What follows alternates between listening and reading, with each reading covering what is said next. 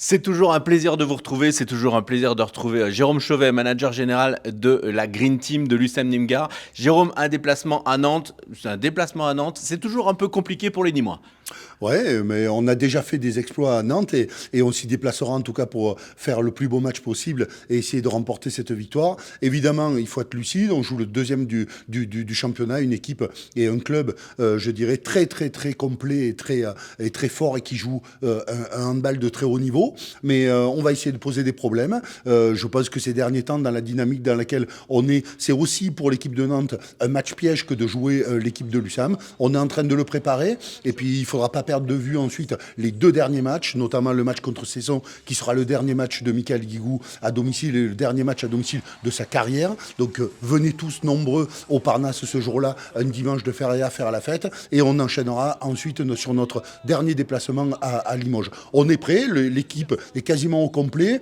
On a fait un match, je dirais, en demi-teinte contre Istres, mais on s'y attendait, une équipe qui jouait sa survie et avec des caractéristiques un peu difficiles à aborder. On a eu de la difficulté. C'est aussi intéressant de rencontrer des difficultés sur des matchs pour se préparer à celles que l'on va rencontrer à Nantes.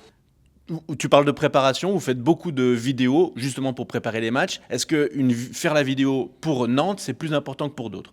Non, c'est important pour tous, voir et s'identifier, je dirais, les problèmes, les forces et les faiblesses des équipes et amener des petits ajustements. Il n'est jamais question de refaire notre handball. On a confiance en notre handball. Par contre, il y a des ajustements liés à des aspects tactiques pour certaines équipes et aussi aux particularités des joueurs. Donc c'est dans ce sens-là où on affine et on affûte les choses. Merci Jérôme. Nous sommes allés à la rencontre d'O'Brien Niateux, OB, à quelques heures du match face à Nantes. Dans la dynamique actuelle, comment l'équipe aborde ce match?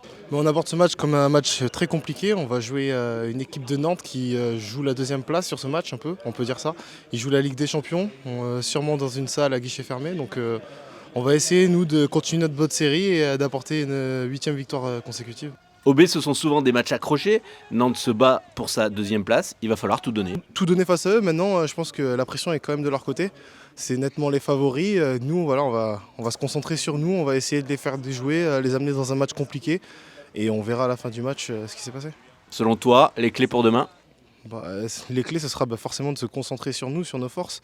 Il va falloir monter l'agressivité d'un cran et jouer tous les jeux de transition pour marquer des buts faciles parce que ça va être compliqué face à la meilleure défense du championnat, il me semble.